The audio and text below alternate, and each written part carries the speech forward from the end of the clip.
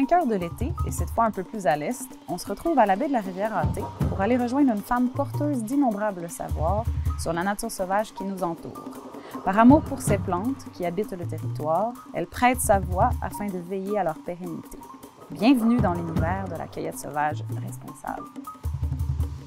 Allô Isabelle, Salut. Alias la cueilleuse indigène. Merci de nous recevoir dans ton antre, dans ton cabanon, dans ton atelier, dans ta caverne d'Ali Baba. Ça fait plaisir de te revoir. Puis, c'est ça, dans le fond, on est avec toi aujourd'hui pour parler de cueillette sauvage responsable. Oui.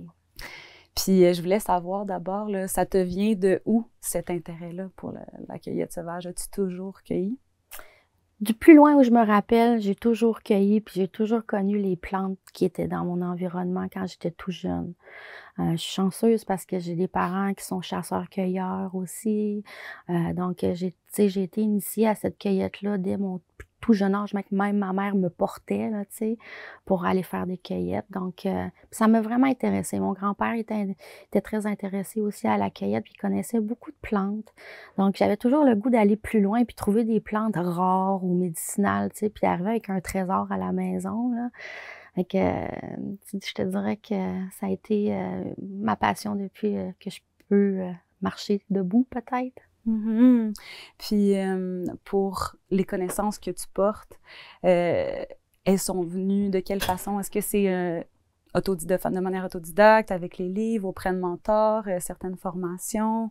C'est quoi à quoi ton parcours ressemble? C'est sûr que, j'ai commencé très jeune avec l'identification des plantes. Je pense qu'à 4 ans, 5 ans, j'avais un herbier. C'était une activité qu'on faisait à la maison. On trouvait les plantes, on essayait de trouver les noms dans le dictionnaire. Dans le temps, il y avait la page en couleur, là, des champignons puis des plantes en plein milieu du dictionnaire. C'était ma page préférée. Avec les illustrations. Oui, avec les illustrations. Puis, par la suite, c'est sûr que je me suis informée toute seule au travers de des livres d'identification de plantes, tout ça, de comment les cueillir, comment les manger. J'ai aussi fait un cours en herboristerie à Bethesda, au Maryland, aux États-Unis. J'ai fait des stages aussi avec différentes tribus autochtones qui utilisent les plantes pour différents tissus, que ce soit pour la teinture végétale, la comestibilité, le médicinal aussi. Ça fait que je suis allée au Dakota plusieurs fois. Puis, c'est ça. C'est comme ça que ça a été. Je te dirais que je connais pas grand-chose sur les acteurs, les chanteurs, les trucs comme ça. Je me concentre vraiment juste sur cette passion-là. Donc, les documentaires, beaucoup... des livres, toutes sortes de choses comme ça, là, ouais. Mm-hmm. Puis ici, on est sur un territoire que tu connais quand même bien. Je pense que ça fait un bout que tu habites ici. Oui, moi, je suis née à Rimouski, donc nous, on habitait le Bic depuis mon tout jeune âge, là. J'ai toujours habité ici, finalement. J'ai habité plus vieille à Québec. J'ai déménagé 10 ans aux États-Unis où j'ai vécu là-bas. Mais je suis revenue là, dans mon petit coin de pays parce que je suis vraiment attachée à mon fleuve Saint-Laurent. Mm-hmm. Quand on grandit près du fleuve, c'est difficile de pas y revenir. Hein? Non, exactement. Mm-hmm. Puis est-ce que je sais que tu donnes des formations, est-ce que tu fais des produits aussi? Je fais moins de produits maintenant, mais oui, je fais des épices avec les aromates qu'on retrouve ici dans notre forêt boréale. Moi, je suis une magicienne des odeurs et des senteurs. Je travaille beaucoup avec mes sens. Donc, je fabrique mon encens, je fabrique des épices, des robes, des herbes pour assaisonner, tout ça. Je fabrique aussi des onguents, des remèdes médicinaux avec les plantes qu'on retrouve ici. Je travaille beaucoup avec les plantes qui sont indigènes. Mais là, j'ai une nouvelle passion, c'est les plantes exotiques envahissantes parce que avec l'engouement des cueillettes qui s'est passé dernièrement, j'ai essayé de trouver une solution de laisser nos plantes indigènes tranquilles un peu pour se refaire, tu sais. Puis je trouve que c'est cool de manger les mauvaises herbes qui sont envahissantes, tu sais. En même temps, on lutte contre tout ça en les mangeant. Fait que je trouve ça bien cool. Fait que je les apprends, puis j'apprends à connaître comment les utiliser aussi. Ouais, comme quelle plante envahissante que... Ben moi, là, j'adore la phragmite. La phragmite. Tu manges la phragmite. La pousse de phragmite est très sucrée. Puis tu sais, t'épluches comme un petit épi de blé d'Inde, là, c'est full cool. Puis tu sais, en l'accueillant très tôt comme ça, tu l'empêches de devenir en graine, tu sais, parce que j'aime beaucoup la quenouille. Puis la phragmite, elle s'installe souvent aux mêmes endroits que la quenouille. Et elle prend sa place. Puis elle prend sa place. Puis après ça, ben, c'est notre belle quenouille indigène qui perd son territoire. Fait que pour lutter contre ça, justement, ben, j'ai décidé de manger des pousses de phragmite. Puis j'adore ça. La renouée du Japon aussi. Là, il y a le guéillet qui envahit le Bas-Saint-Laurent. Oui, il y en a beaucoup maintenant. Il y en a vraiment beaucoup. Fait que je sais pas si vous avez remarqué là, la petite odeur de raisin que ça fait.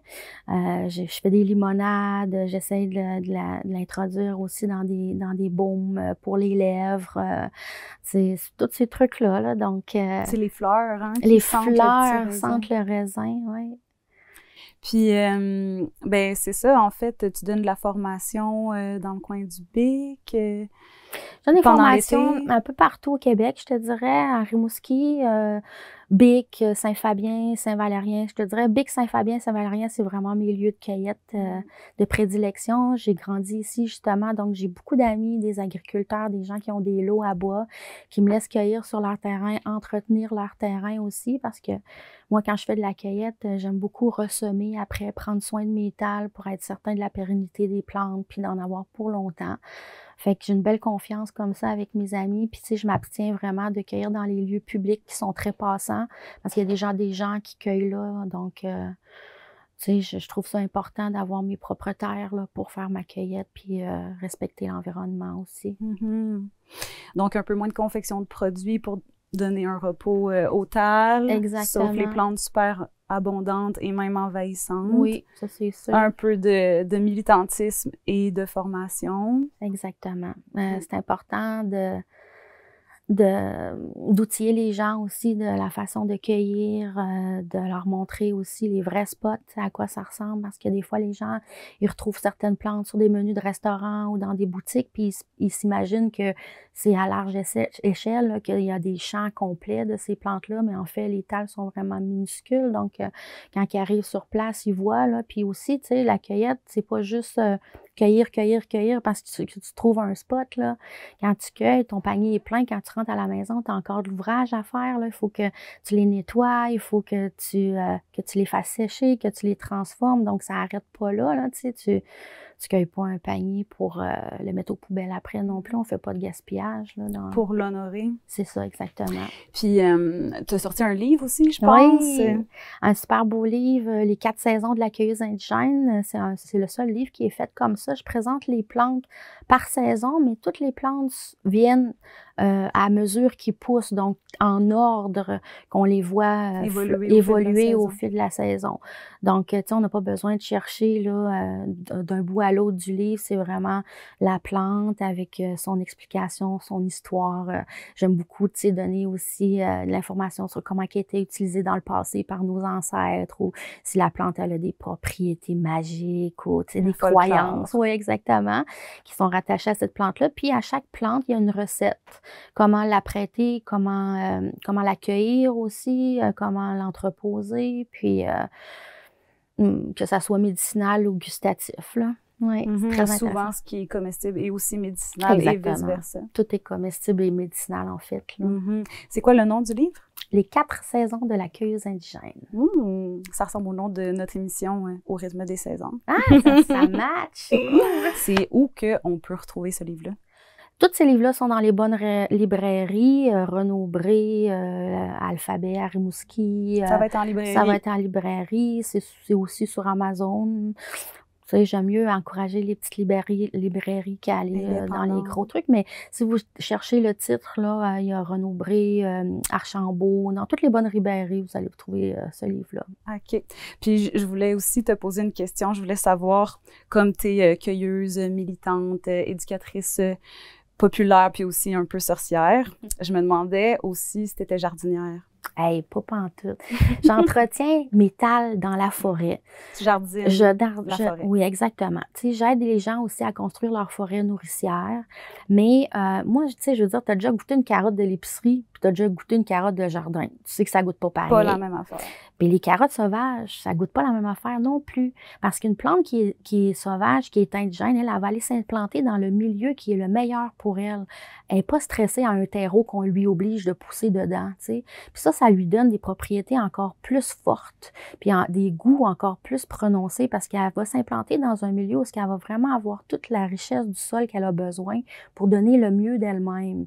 Fait que moi, je me paye toujours le best du best, là. Fait que j'y vais avec les plantes sauvages, puis j'essaie d'entretenir mes talles aussi, là. C'est un peu de jardinage. C'est comme un peu du jardinage sporadique. C'est ça, exactement. Parce que tu ressèmes les plantes que tu cueilles, finalement. Exact. À tous les fois. Ça, c'est la chose que je trouve la plus importante. Tu sais, on récolte ce que l'on sème, mais on cueille quelque chose qui est sauvage. Tu sais, ça n'a pas été semé par personne.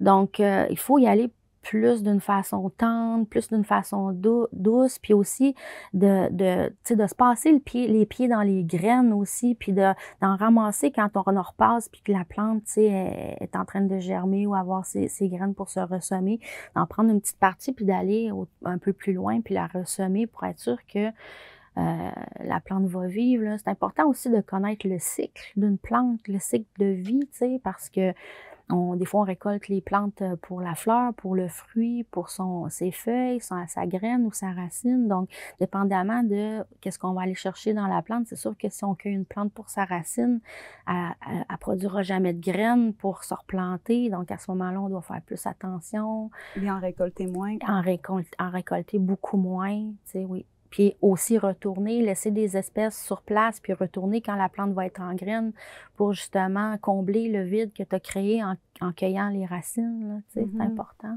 En fait, c'est la connaissance, tu sais, c'est de s'intéresser à ce qui est devant nous, puis de le connaître pour mieux œuvrer avec. Exactement. L'important, c'est de sortir, puis de voir, tu sais, de nos propres yeux, là, de trouver nos propres talles, de marcher, de se rendre compte aussi au gré des saisons, comment les plantes survivent, tu sais, parce qu'on a le réchauffement climatique aussi, tu sais, qui aide pas en ce moment certaines plantes.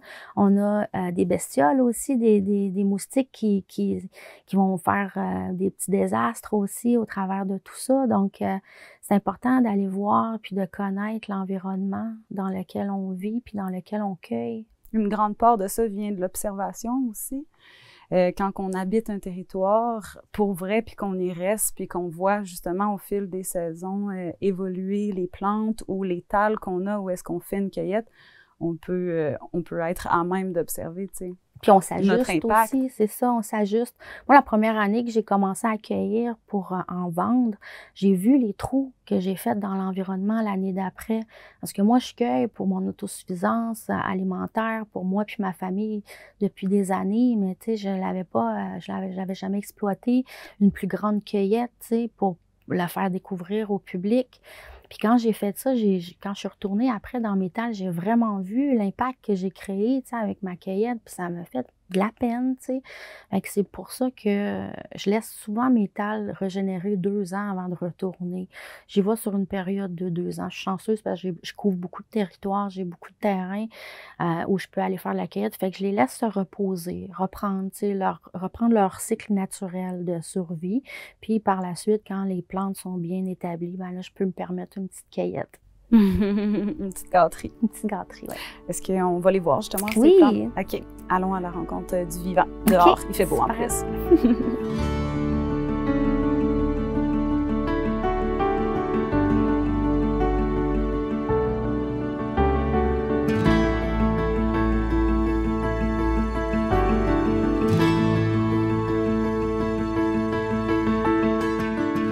Donc là, ici, on est au domaine Floravie, à la Pointe-Santerre.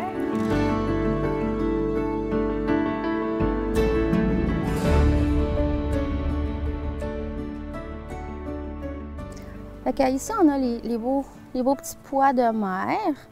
On peut cueillir la petite partie ici de pois mange-tout. Le bouton floral? Le bouton floral. Non, c'est pas le bouton floral, ça. C'est vraiment où ce que la gaisse va pousser. Les fleurs, c'est autre chose. La fleur est plus comme ici, là. Puis la fleur, elle va faire vraiment les pois, là, tu sais, le pois. Mais celui-là, ça fait les feuilles. Tu vois, les feuilles commencent à pousser là, au travers de ça, qui se déroule, ouais. Donc ça, moi, j'appelle ça mon petit pois mange-tout. Je trouve ça mignon. Je mets ça dans mes salades, ça goûte vraiment le pois. C'est une belle texture. Puis, ben, il y a aussi les pois qu'on peut cueillir quand ils sont à maturité. C'est sûr qu'on doit en laisser aussi sur le plant pour que ça se régénère puis que les petits pois de l'intérieur se redistribuent. Oui, qui vont devenir les semences éventuellement. Exactement. Donc, quand on cueille, on fait attention toujours à la plante. On doit être tendre quand on fait de la cueillette. Moi, j'aime bien tenir la plante dans mes mains puis y aller avec mon pouce pour couper juste ce que j'ai besoin pour ne pas arracher puis déterrer puis avoir les racines aussi. Ça fait que... Donc, ici, c'est surtout des plantes de bord de mer, des plantes du littoral. Oui, exactement. Puis on retrouve plein de choses, là, tu sais, là, je suis en train de regarder, puis au travers, tu sais, je vois qu'il y a d'autres choses. Il y a de la petite sabline, tantôt que je l'ai vue, moi, je la vois plus. Il y a la salade sauvage, qui est ici. Puis, ben, c'est sûr qu'il y a une panoplie de plantes, là, tout en s'en allant par là-bas. Tu sais, on va retrouver de l'épinard de mer, on va retrouver de la sabline, on va retrouver un petit peu de salicorne, la livèche écossaise, le persil de mer, tu sais. Il y a la myrtensis aussi, une plante super fragile qui goûte les huîtres, une plante qui est rare, qui est peu abondante, donc on fait attention. Puis là, ben moi, je suis super fière de moi parce que je me suis fait 2 gros plants de myrtensis ici qui sont protégés, que personne ne cueille. Ils sont géants, donc je les ai faits dans le but de ramasser les semences parce que cette plante-là aussi, tu sais, comme la salicorne et les autres trucs, on peut les planter dans notre jardin, on peut en faire la culture un peu, là, tu sais, on n'est pas obligé de venir vraiment arracher ce qui est sauvage puis ce qui est poussé tout seul. Fait que, tu sais, moi, j'encourage les entreprises là, commerciales, justement, à s'acheter un terrain puis à planter la salicorne puis la myrtensis. Comme ça, ils vont avoir le cœur tranquille quand ils vont vendre ça là, aux restaurateurs. À donner, pas juste à recevoir. Exactement. Donc, oui, le bord du fleuve est vraiment riche en plantes comestibles. Il y a un engouement pour la cueillette sauvage. Je voulais savoir qu'est-ce que tu penses de ça, toi? Est-ce que c'est problématique parce que la nature a ses limites, justement? Elle est généreuse? C'est très, très problématique. C'est même... c'est rendu à un point où il y a certaines plantes qui sont en extinction. Tu sais, je parle de la salicorne ici, là, on en retrouve vraiment plus beaucoup sur le bord du fleuve. Moi, c'est sûr que... pour moi, la cueillette commerciale de plantes sauvages, ça ne devrait pas se faire. Tu sais, la cueillette de plantes sauvages, ça devrait être pour les gens qui veulent s'alimenter, ça devrait être fait en famille, ça devrait être pour une utilisation personnelle, tu sais. Au même titre qu'on ne vend pas de la viande de bois ou on ne peut pas aller cueillir 140 truites d'un ruisseau, tu sais, je veux dire. Avec des quotas, des moments de cueillette dans l'année pour certaines plantes. Exactement, attendre justement que la plante ait fait son cycle de vie, tu sais, pour qu'elle puisse avoir ses graines, ses semences. Puis d'avoir un territoire puis une quantité aussi qui a de l'allure là, pour cueillir. Mais tu sais, la cueillette commerciale là, de plantes sauvages, ça devrait vraiment pas être. Là. Sérieusement, moi, je tiens mon point là-dessus. Façon artisanale, oui, tu sais, à petite échelle, mais pas à grande échelle. Là, c'est impossible d'être éco-responsable dans ce créneau-là, là, d'aller cueillir à chaque semaine pour fournir, avoir un roulement, justement. Donc, tu sais, c'est quand même sauvage. C'est pour ça que j'encourage vraiment à essayer de replanter, puis aussi de le faire grandir chez eux. Comme la salicorne, si on veut avoir son petit goût de salé, on peut arroser à chaque 2 semaines avec une eau salée en ajoutant du sel de mer là, dans notre eau d'arrosage. On va avoir le même petit goût. Puis, tu sais, à ce moment-là, on ne va pas aller détruire des environnements naturels. Parce qu'il ne faut pas oublier aussi que les plantes qui sont sauvages servent d'habitat aussi pour la faune. Puis ils servent de nourriture aussi pour nos petites bêtes. Là. Fait qu'il c'est pas fait pour une cueillette à grande échelle. Mais il y a surtout des plantes dont on entend parler qui sont justement les plantes de l'écosystème dans lequel on est en ce moment, dont le littoral, comme la salicorne que tu nommes, tu sais. Mais est-ce qu'on retrouve le même problème en forêt, par exemple, ou dans d'autres écosystèmes? C'est sûr qu'il y a eu un engouement pour l'ail des bois, tu sais, puis ça a été réglementé aussi, mais tu sais, c'est pas vraiment il n'y a pas de suivi vraiment qui est fait là-dessus. Là. Il y a quand même des cueilleurs qui vont y aller puis qui vont cueillir ça. Mais tu sais, il y a tellement de plantes qui sont abondantes. Tu sais, si je parle de l'épinard de mer, tu sais, je vois pas aucun problème à en cueillir de façon normale, responsable, tu sais, de pas justement déterrer le plant puis de laisser un peu de plants qui vont avoir des graines pour se ressemer. Tu sais, il y en a vraiment tout le long du fleuve Saint-Laurent. C'est une plante qui est abondante. Ensuite de ça, le petit pas de mer, la guesse maritime, tu sais, ça aussi, c'est abondant. Les plantes qui sont plus rares puis qui sont plus en voie de disparition présentement, c'est la myrtensis, la salicorne, le kaki de mer aussi. On en retrouve de moins en moins de kaki de mer parce que c'est le petit pod qu'on aime, puis la feuille aussi. Fait qu'il y a pas, elle a pas, c'est ça. Donc, on l'accueille avant qu'elle puisse générer ses graines. Là. Fait que c'est important de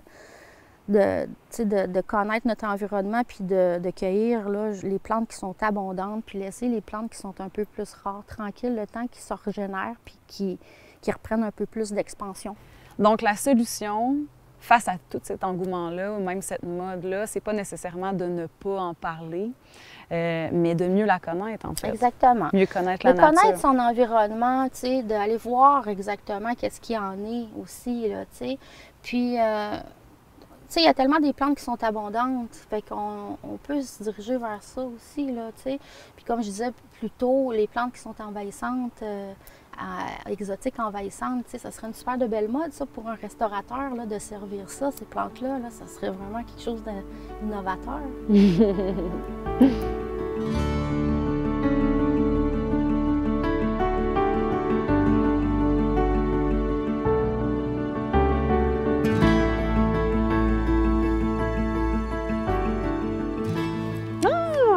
Sabline. Ben oui, on a un beau spot ici, une belle étendue de sabline.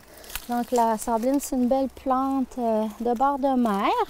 Donc tu vois ici, là, on a quand même une circonférence de, je sais pas, à peu près 1 mètre, on va dire. Ouais. Donc sur cette belle circonférence-là, moi, si je ferais une cueillette ici pour qu'elle soit éco-responsable, j'irais séparer ça comme dans des pointes de tarte. Ouais. Puis je la séparerais en 8, puis je prendrais un 8e de la tale.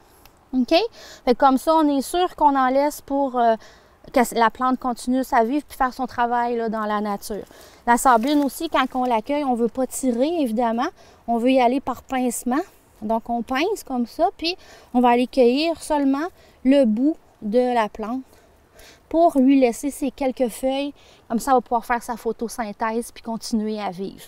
Donc, le pincement, tu sais, la cueillette, ça ne se fait pas avec des outils. La récolte de produits qu'on sème, oui, on peut utiliser des outils, mais la cueillette se fait avec les mains. Donc, on a des outils ici qui s'appellent des doigts. Assez pratique. Assez pratique. Donc, on y va, on va pincer, puis on va aller cueillir là, comme ça. Puis là, c'est le bon moment parce qu'elle n'a pas fleuri encore. Donc, c'est juste avant sa floraison. Juste avant sa floraison. Puis c'est pour ça que c'est important d'en laisser un bon 8e, tu sais, je veux dire, le 7/8e de la tale pour justement permettre à la fleur de faire ses graines, de fleurir puis faire ses graines. En fait, c'est ça, on ne serait pas supposé voir nécessairement qu'on est passé puis qu'on a fait une cueillette. La règle du cueilleur numéro 1, c'est qu'on ne devrait pas voir où est-ce qu'on a cueilli. Personne qui devrait se rendre compte qu'on a passé là puis qu'on a pris quelque chose. Ça veut dire aussi pas piétiner, pas écraser les plants. T'sais, laisser la nature comme elle est dans son habituel. S'assurer qu'on a la permission. Exactement, demander la permission. Le bord du fleuve appartient au gouvernement fédéral, donc à nous tous. Fait que pour ça, on n'a pas vraiment besoin de permission, à part si on veut appeler notre premier ministre. Mais pour ce qui est des terrains privés, c'est essentiel de demander la permission là, avant de cueillir là, sur une propriété privée. Demander la permission à la plante aussi, si elle veut bien se faire cueillir. Mais il n'y en a jamais qui m'ont répondu. J'en demande toujours, mais ils ne me répondent pas. Fait que je m'imagine qui ne dit mot consent, alors j'y vais, puis je fais ma petite cueillette. Mais je les remercie, puis parfois je les embrasse.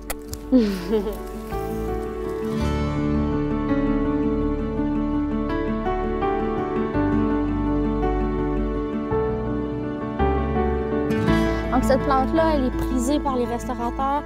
Elle goûte les huîtres. Moi, j'ai la chance de ne pas aimer les huîtres.